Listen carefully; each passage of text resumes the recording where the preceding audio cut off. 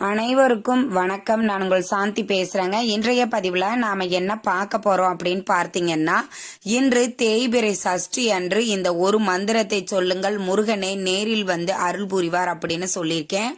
அந்த அளவுக்கு ரொம்ப ரொம்ப சக்தி வாய்ந்த ஒரு மந்திரத்தை தான் பார்க்க போறோம். அதே மாதிரி இன்றைய தினம் நம்மளுக்கு பண வரவை ஏற்படுத்தி கடன் தீர்வதற்குண்டான ஒரு எளிய பரிகாரத்தையும் நம்ம பார்க்க போறோம். அதனால வீடியோவை எங்கேயுமே ஸ்கிப் பண்ணாம பாருங்க. அப்பதான் நான் சொல்லக்கூடிய எந்த ஒரு சின்ன தகவலையுமே நீங்க மிஸ் பண்ணாம தெரிஞ்சுக்க முடியும்.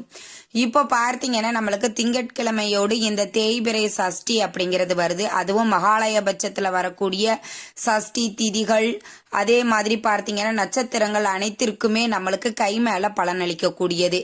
அந்த நாட்கள்ல நாம செய்யக்கூடிய வழிபாடுகளாக இருக்கட்டும் இல்ல பரிகாரங்களாக இருக்கட்டும், இதெல்லாம் 2 மடங்கு நம்மளுக்கு அதிகப்படியான பலன்களை தரும்.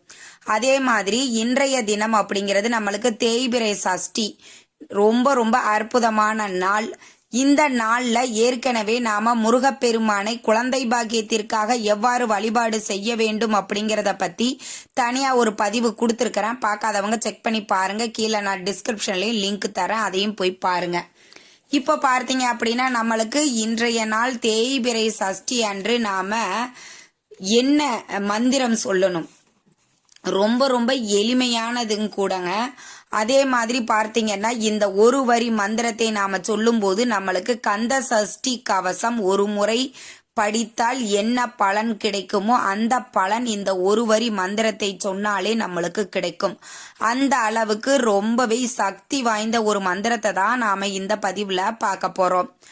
இப்போ பார்த்தீங்கன்னா நம்ம வீட்டுல முருகப்பெருமானுடைய படம் இருக்குதுன்னா முழுவதுமாக சுத்தம் பண்ணிட்டு செவ்வரளி பூக்களால் அலங்காரம் பண்ணிக்கோங்க. பண்ணிட்டு என்ன தீபம் ஏத்தணும்னு பதிவுல சொல்லி இருக்கிறேன். அதன்படி நீங்க தீபம் ஏத்தி வழிபாடுகள் அனைத்தையும் நீங்க செய்து முடித்து விட்டு இப்ப நான் சொல்லக்கூடிய இந்த எளிய பரிகாரத்தையும் செய்யுங்கள். அந்த பரிகாரத்தோடு சேர்த்து அந்த மந்திரத்தையும் நாம சொல்லணும். ரொம்ப ரொம்ப எளிமையானது, பட் ஆனா ரொம்ப எஃபெக்டிவானதுங்க. நீங்க சாதாரணமா விளையாட்டா செஞ்சா கூட அதனோட முழு பலனும் உங்களுக்கு கிடைக்கும். இது யாரெல்லாம் சொல்லலாம், ஆண் பெண் இருவருமே சொல்லலாம். பெண்கள் மாதவிடாய் காலத்துல இருக்கிறீங்க அப்படின்னா இதை நீங்க தவிர்த்திடுங்க. ஏன்னா இது ஒரு மந்திர சொற்கள், சக்தி வாய்ந்த மந்திரம். அதனால இதை நம்ம அசைவம் சாப்பிட்டு இருந்தாலும் சொல்லக்கூடாது. பெண்கள் மாதவிடாய் காலத்துல இருக்கிறீங்க அப்படின்னாலும் சொல்லக்கூடாதுங்க. குளித்து முடித்து சுத்தபத்தமாக இருக்கும் போதுதான் சொல்லணும். இந்த மந்திரம் என்ன அப்படிங்கிறது இப்போ உங்களுக்கு டிஸ்பிளேல தெரியுது பாத்தீங்களா? இந்த மந்திரம் தாங்க. ஓம் ஐம் ரீம் வேல் காக்க அப்படிங்கிற இந்த மந்திரத்தை நீங்க உங்களுடைய வலது உள்ளங்கையில ஒரே ஒரு சுக்கு, 1 ரூபாய் நாணயம், இந்த இரண்டையும் நீங்க உங்க கையில வச்சுக்கோங்க. வச்சுட்டு இந்த மந்திரத்தை நீங்க 6 முறை சொல்லலாம். இல்ல அப்படின்னா நீங்க 108 முறையும் சொல்லலாம். ரொம்ப ரொம்ப விசேஷமான பலன் உங்களுக்கு கிடைக்கும். அதை சொல்லிட்டு எங்களுக்கு பண வரவு அதிகரிக்கணும், கடன் தீரணும் அப்படின்னு முருகப்பெருமானை மனதார பிரார்த்தனை பண்ணிக்கணுங்க. அப்படி பிரார்த்தனை பண்ணிட்டு இந்த சுக்கையும் அந்த 1 ரூபாய் நாணயத்தையும் நீங்க எங்க பணம் வச்சு எடுக்கக்கூடிய அந்த பணப்பெட்டியா இருக்கலாம், ஹேண்ட்பேக், பர்ஸ், எதுவா வேணாலும் இருக்கலாம். சின்னதா ஒரு டப்பால தாமா நாம போட்டு வச்சிருக்கோம் அப்படின்னா கூட அந்த டப்பால அந்த 1 ரூபாய் நாணயத்தையும் சுக்கையும் போட்டு வைங்க. ஏன்னா சாதாரணமாகவே இந்த சுக்குங்கிறது பணத்தை வசீகரிக்கும் தன்மை கொண்டது, முருகப்பெருமானுக்கு உகந்த ஒரு பொருள். அதை வச்சு நாம என்ன பரிகாரம் செய்தாலும் நம்மளுக்கு 2 மடங்கு அதிகப்படியான பலன் தரும். அதே மாதிரி இந்த மந்திரமும் பார்த்தீங்க அப்படின்னா மிக மிக சக்தி வாய்ந்தது. இப்போ நாம நம்முடைய கைகள்ல வச்சு அந்த மந்திரத்தை சொல்லி இந்த சுக்குக்கும் 1 ரூபாய் நாணயத்திற்கும் நம்ம சக்தி ஊட்டி இருக்கும். அப்படி சக்தி ஊட்டப்பட்ட இந்த 2 பொருட்களும் நீங்கள் பணம் வைக்கக்கூடிய இடத்துல வைக்கும் பொழுது அந்த இடத்துல பண வரவு அப்படிங்கிறது அதிகரிக்கும். எப்ப பார்த்தாலும் பணம் இவங்களுக்கு எப்படிடா வருதுன்னு தெரிய மாட்டேங்குது. ஏதாவது ஒண்ணு வாங்கிட்டு இருக்கிறாங்க, அதை செய்யறாங்க, இதை செய்யறாங்க, நம்ம கிட்ட பணமே இல்லை, இவங்க ஏன் இப்படி பண்றாங்க, இவங்களுக்கு எங்கிட்ட இருந்துதான் பணம் வருதுன்னே தெரியலப்பா அப்படின்னு அக்கம் பக்கத்தினர் புலம்புகிற அளவுக்கு உங்களுக்கு பண வரவு அப்படிங்கிறது அதிகரிக்கும். ரொம்ப ரொம்ப எளிமையானது. அதே மாதிரி கடன்கள் தீரும். எப்படி கடன் தீரும்? பண வரவு அதிகரித்து விட்டாலே கடனை நம்ம திருப்பி கொடுத்துருவோம் இல்லைங்களா? அந்த அளவுக்கு ரொம்ப ரொம்ப பவர்ஃபுல்லான ஒரு மந்திரம் தான் இந்த மந்திரம். இதை நீங்க 6 முறையும் சொல்லலாம், 108 முறையும் சொல்லலாம்னு சொல்லியிருக்கேன். எண்ணிக்கை அப்படிங்கிறது கவுண்டிங்கே கிடையாதுங்க. அதனால நீங்க எவ்வளவு நேரம் உங்களால முடியுதோ அவ்வளவு நேரம் உட்கார்ந்து பொறுமையா நீங்க உங்க வழிபாட்டெல்லாம் செஞ்சு முடிச்சிட்டு இந்த மந்திரத்தை நீங்க சொல்லுங்க.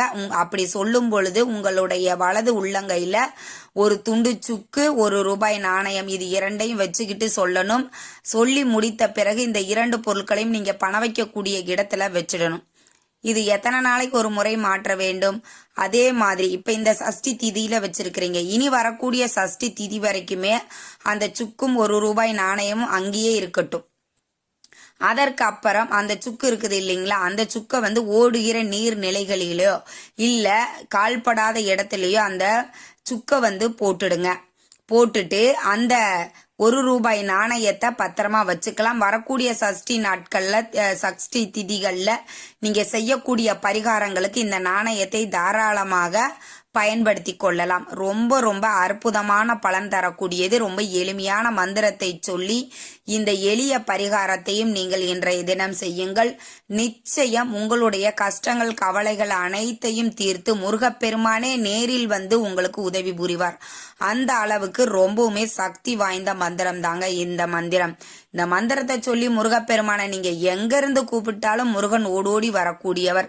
இன்றைய காலகட்டத்திலும் கலியுக கடவுளாக விளங்கக்கூடியவர் நம்முடைய முருகப்பெருமான். ஆக முருகப்பெருமானை இந்த சஷ்டியில விரதம் இருந்து நீங்க வழிபாடு செஞ்சீங்க அப்படின்னா கண்டிப்பா குழந்தை பாக்கியம் அப்படிங்கிறது கிடைக்கும்.